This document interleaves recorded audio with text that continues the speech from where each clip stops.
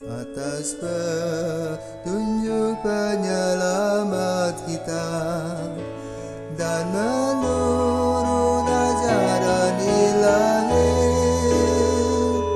maka beranilah kita bernyanyi.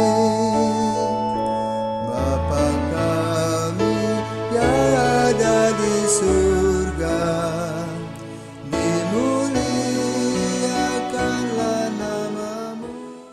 Saudara-saudari terkasih, selamat pagi.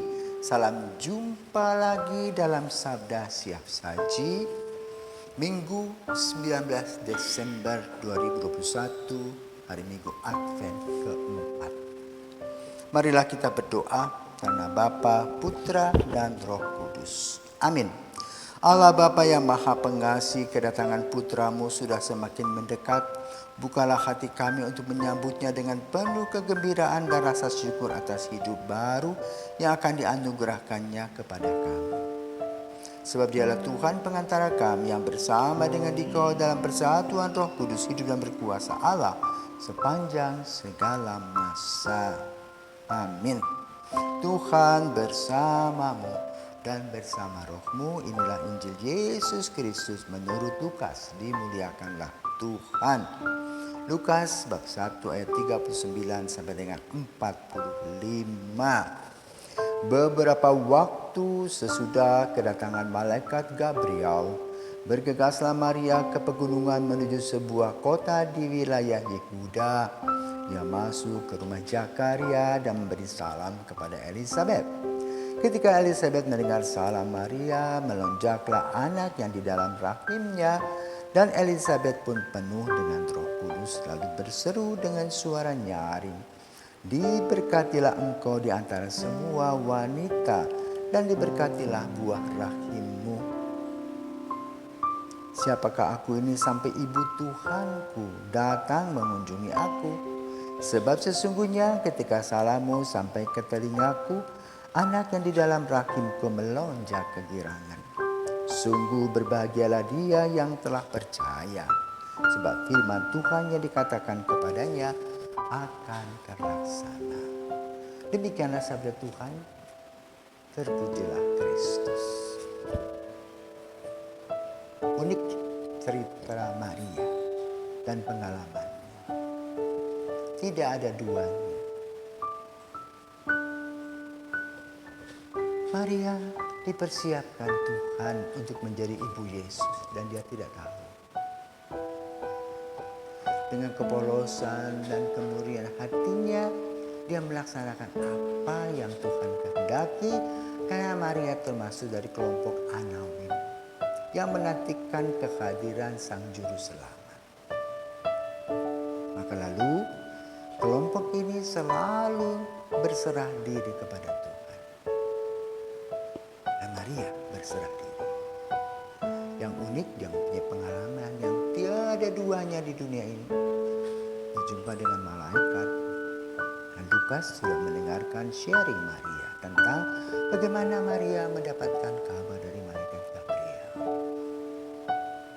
Dan kemudian kita setiap hari mendoakannya dalam doa Angelus. Dalam pembicaraan, Maria juga mendengar tentang Elisabet, bibinya yang mandul yang sudah tua. Setelah dia menyelesaikan semua yang berkaitan dengan dirinya, maka bergegaslah ia ke pegunungan di Yehuda, di Ain Karim. Tentu diantar karena Maria bukan keluarganya amat sangat sederhana, tetapi juga berpunya.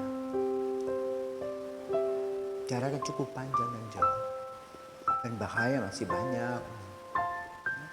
Serigala dan sebagainya masih banyak pada waktu itu. Maria dengan satu visi pergi melihat dan mendengar apa yang dikatakan malaikat, ingin membuktikannya, dan juga kalau itu benar maka ia ingin membantunya. Inilah ketulusan hati Maria. Mendengar berita dan dia ingin membantu. Maka lalu pergilah mereka Maria bersama dengan tim Bukna. Karena itu kalau kita sampai di sana yang saat ini menjadi basilika untuk Elizabeth, di sana kita melihat dua patung wanita yang berhadapan dengan perut yang hamil besar. Yang satu berusia 6 bulan, yang satu berusia 3 bulan. Dan di sana terjadilah dialog, perjumpaan, komunikasi yang indah. Tata krama yang dibuat oleh Maria memberi salam kepada Elizabeth tantenya. Tante, aku datang, selamat siang, selamat pagi, atau selamat sore, entah kapan datangnya. Tapi dia menyapa dengan tata krama yang luar biasa, memberikan salam. Lalu apa terjadi dengan Elizabeth? Kaget, melonjaklah bayi dalam kandungannya, diuraikan di sana dalam Injil. Maka langsung spontan Elizabeth mengatakan, diberkatilah engkau di antara semua perempuan dan diberkatilah buah tubuhmu. Apa yang terjadi dengan perjumpaan ini, saudara? Lahirlah doa Salam Maria yang biasa kita dalam gereja Katolik mendoakannya. Dalam gereja Protestan itu dihapus. Tapi dalam gereja Katolik terus dihidupkan, mengingatkan bagaimana Maria yang berjumpa dengan Gabriel dan juga Maria yang berjumpa dengan Elizabeth melahirkan sebuah doa yang indah, yang menggambarkan bagaimana Maria dipilih oleh Allah menjadi ibu Yesus, ibu Tuhan. Maka Elizabeth menyampaikan lagi, siapakah aku ini sampai ibu Tuhanku datang mengunjungi aku. Nah, saudara terkasih, Elizabeth dengan rendah hati menerima Yesus, menerima Maria. Dan sudah Elizabeth melahirkan, Maria kembali dijemput oleh Yusuf. Maria membawa kabar gembira. Dan keluarga Zakaria pun menerima dengan sukacita. Kehadiran Maria membuat mereka mengalami damai dan sejahtera serta sukacita. Maka lalu apa yang perlu kita renungkan? Pertama, komunikasi yang positif melahirkan buah-buah kasih. Kita pada zaman gadget sekarang gampang menggunakan WA. Secara positif kita begitu banyak cepat mendapatkan berita. Seperti kemarin kita mendengar berita bahwa Paus Fransiskus merayakan ulang tahun yang ke-85 tanggal 17 Desember. Dalam usia 85 tahun. Kita mendengar berita itu, kita berharap agar Paus ini jangan mengundurkan diri seperti Santo Benediktus, karena di dalam hukum gereja, hukum kanon disebutkan di sana seorang Paus ketika berusia 85 tahun bisa mengundurkan diri bila dirinya sendiri merasa kurang mampu lagi melayani gereja. Paus Benediktus menjadi orang pertama dalam sejarah gereja yang mengundurkan diri. Waktu itu orang heboh, kenapa? Karena paus-paus sebelumnya sebelum mencapai umur 85 tahun mereka sudah meninggal. Paus ini, Paus Emeritus, sampai hari ini masih ada. Kalau Paus Fransiskus mengundurkan diri, maka akan ada 2 Paus Emeritus. Semoga tidak terjadi. Nah, ini viral cepat sekali. Positif.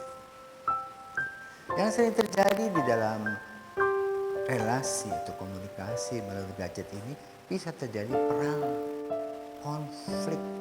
Kenapa? Yang diwartakan adalah membuat nama baik orang buruk. Nah, itu bisa dituntut secara hukum, hati-hati.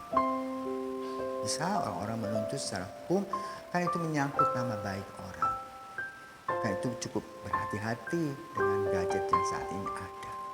Jangan melempar gosip. Walaupun orang-orang mengatakan makin digosok makin sip. Hati-hati. Maka kita ambil sekarang contoh Maria. Dari Maria dan Elizabeth, berkomunikasi yang positif. Jadi kita belajar. Yang bukan zona kita jangan diurus. Karena apa? Akan melahirkan konflik-konflik yang tidak ada gunanya. Ngerumpi-ngerumpi hati-hati.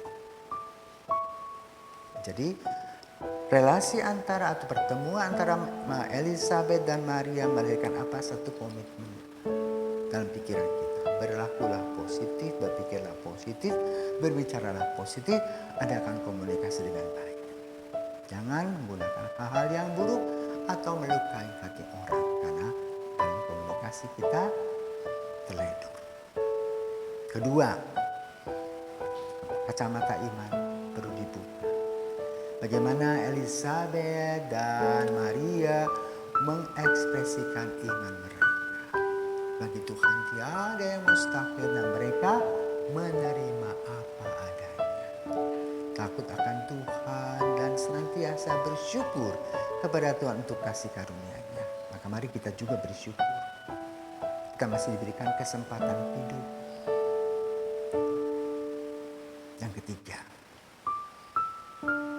pertemuan Maria dan Elizabeth melahirkan doa salam Maria yang selalu kita doakan.